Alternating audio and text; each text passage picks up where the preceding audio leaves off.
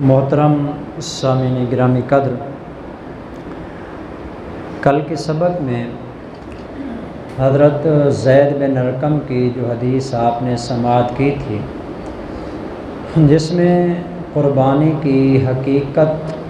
اور قربانی کی فضیلت کو بیان کیا گیا تھا، آج کے سبق میں ہم پڑھیں گے قربانی کا حکم کیا ہے، قربانی کا حکم کیا ہے اور قربانی کس بندے پر واجب ہوتی ہے۔ قربانی کا حکم تو یہ ہے کہ قربانی کرنا صاحب نصاب آدمی پر واجب ہے۔ اس کے وجوب کی دو دلیلیں میں آپ کے سامنے ذکر کروں گا، اور اس بات کو ذرا توجہ کے ساتھ سماعت فرمائیں گے، کیونکہ آج کل میڈیا کا دور ہے، تو اس میڈیا کے ذریعے بہت سارے ایسے لوگ جو دین کا نام لے کر لوگوں کو گمراہ کرتے ہیں، تو وہ یہ پروپیگنڈا پھیلاتے ہیں کہ اس قدر زیادہ قربانی کرنے کا کیا فائدہ ہے، یہ تو مال ضائع کرنے والی بات ہے، اور مختلف اس قسم کی غلط قسم کی باتیں ذکر کرتے ہیں۔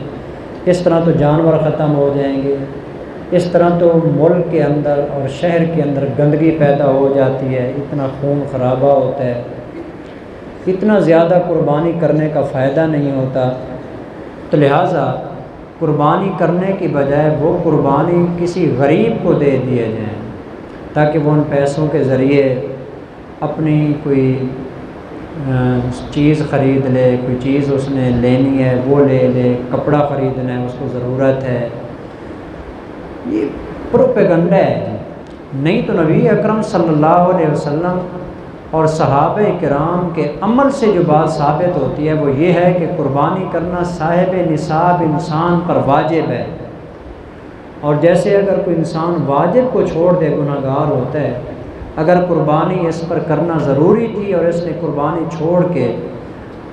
20,000 کی قربانی ملتی تھی اور اس نے 40,000 نہیں 60,000 نہیں 1,00,000 روپیہ صدقہ کر دیا، قربانی نہیں کی، تو قربانی نہ کرنے کی وجہ سے جو اس کو گناہ گار ہوگا وہ 1,00,000 روپیہ صدقہ کرنے سے بھی پورا نہیں ہو سکتا۔ یہ واجب ہے۔ چنانچہ پہلی حدیث سماعت کریں گے۔ حضرت عبداللہ ابن عمر رضی اللہ تعالیٰ عنہ فرماتے ہیں، اقام رسول اللہ صلی اللہ علیہ وسلم بالمدینہ 10 سنین یضحی، نبی صلی اللہ علیہ وسلم مدینہ منورہ میں 10 سال رہے ہیں، اور ان 10 سالوں کے اندر ایک مرتبہ بھی ایسا نہیں ہوا کہ آپ علیہ السلام نے قربانی نہ کی ہو۔ آپ علیہ السلام نے 10 سال لگاتار ایک کام کیا ہے۔ یہ علامت اور دلیل ہے اس بات کی کہ قربانی کرنا واجب ہے، اگر کوئی بندہ چھوڑ دے گا تو وہ گناہ گار ہوگا۔ دوسری حدیث میں آپ کو سناتا ہوں جو عام طور پر مشہور ہے، بیان کی جاتی ہے، کہ نبی اکرم صلی اللہ علیہ وسلم نے فرمایا، من وجد ساعۃ لأن یضحی، جس آدمی کو اللہ نے وسعت عطا کی تھی کہ وہ قربانی کر سکتا ہے، فلم یضحی، وسعت کے باوجود اس نے قربانی نہیں کی، حضور علیہ السلام نے فرمایا، فلا یقربن مصلانا، قربانی کر سکنے والا اگر قربانی نہیں کرتا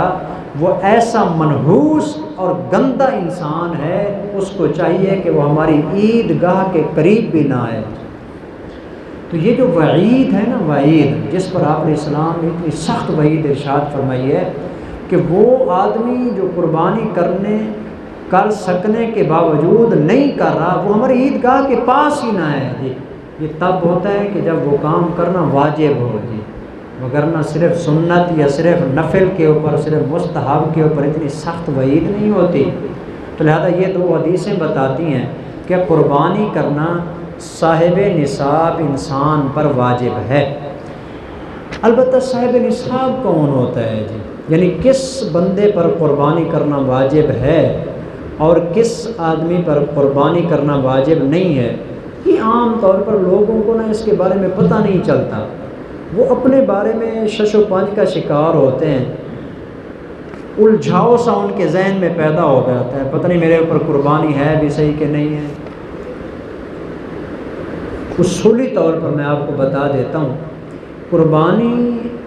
جو ہے قربانی، اس کے اندر 5 قسم کا مال گنا جاتا ہے جی، 5 قسم کا مال: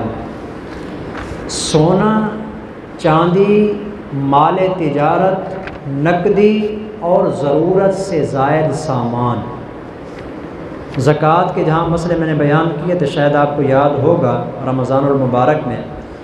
زکوٰۃ جو ہے نا، زکوٰۃ اس کے اندر صرف 4 چیزیں گنی جاتی ہیں: سونا، چاندی، مال تجارت اور نقدی، بس۔ زکوٰۃ کے اندر چوتھی 5ویں چیز جو ہے ضرورت سے زائد سامان، وہ نہیں شمار کیا جاتا۔ زکوٰۃ اور قربانی کے درمیان یہی فرق ہے کہ زکوٰۃ میں 4 چیزوں کو گنا جائے گا، اور قربانی کے اندر 5ویں چیز جو ضرورت سے زائد سامان ہوتا ہے، جو پورا سال گھر میں پڑا رہتا ہے، استعمال نہیں ہوتا، وہ بھی گنا جائے گا۔ اگر صرف سونا ہے تو 7.5 تولے، چاندی ہے تو 52.5 تولے، اور اگر دونوں چیزیں ملی ہوئی ہیں، یا سونا بھی ہے تھوڑا بہت اور ساتھ نقدی بھی ہے، سونا چاندی بھی ہے اور ساتھ تجارت کا سامان بھی ہے۔ تجارت کے سامان سے مراد ہوتا ہے یہ جو دکانوں پر پڑا ہوا سامان ہوتا ہے، دکان پر رکھا ہوا وہ سامان جو بیچنے کے لیے لیا جاتا ہے۔ اب آگے اس کو جب بیچیں گے تو وہ جو اس کی قیمت ہوگی اس کا حساب لگایا جائے گا۔ تو یہ 5 چیزیں گنی جائیں گی۔ اگر ان 5 چیزوں کی قیمت، یہاں ایک اور مسئلہ بھی آ گیا جی، پہلے زمانے میں مسئلہ یہ تھا کہ کچھ عرصے تک علماء کا فتویٰ اس بات پر تھا کہ اگر مختلف سامان ہے نا، سونا چاندی اگر مل جائیں یا نقدی اور سونا مل جائیں، تو اس کے اندر نا چاندی کے نصاب کا حساب تھا، چاندی کہ چاندی کی قیمت کے برابر اگر اس کے پاس پیسے ہو جائیں تو اس پر قربانی واجب ہو جائے گی۔ اور زکوٰۃ میں بھی یہی تھا جی کہ اگر کسی کے پاس 1 تولہ سونا ہے اور 1 ہی تولہ چاندی ہے، تو ان دونوں کو ملا کے دیکھا جائے گا کہ یہ 52.5 تولے چاندی کے برابر ہے، اور 1 تولہ سونا ہو تو یہ 52.5 تولے چاندی سے بھی زیادہ ہو جاتا ہے۔ تو 1 تولہ سونا ہو اور 1 تولہ چاندی ہو تو اس کے اوپر زکوٰۃ واجب ہو جاتی تھی۔ اب علماء نے اس کے اوپر مزید تحقیق کی ہے کہ موجودہ حالات میں اگر دیکھا جائے تو اس حوالے سے تو بیچارے ہر غریب کے اوپر زکوٰۃ بھی واجب ہو جائے گی، قربانی بھی واجب ہو جائے گی، حالانکہ اس کے گھر کا سسٹم بڑی مشکل سے چل رہا ہوتا ہے، اوپر سے اس کے اوپر زکوٰۃ بھی آ گئی، قربانی بھی آ گئی۔ اس لیے موجودہ علماء کی جو تحقیق ہے وہ یہ ہے، ان 5 چیزوں کی قیمت کو اکٹھا کیا جائے گا اور دیکھا جائے گا کہ ان 5 چیزوں کی قیمت سونے کے نصاب کے برابر ہے۔ چاندی نا،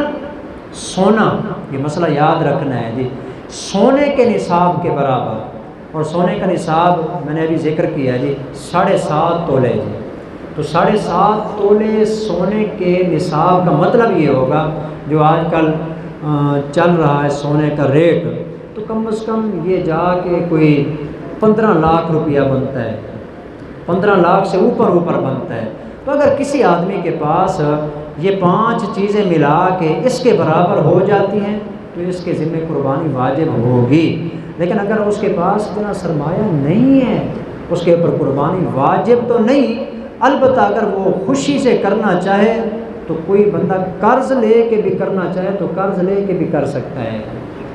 اتنی وسعت ہے نا کہ بعد میں قرض ادا کر دوں گا، شوق ہے کہ میں قربانی کروں جی، تو شریعت اجازت دیتی ہے یہ قربانی کر لے، اور بعد کے اندر جب چاہے اس کو جو ہے نا یہ قرض ادا کر دے۔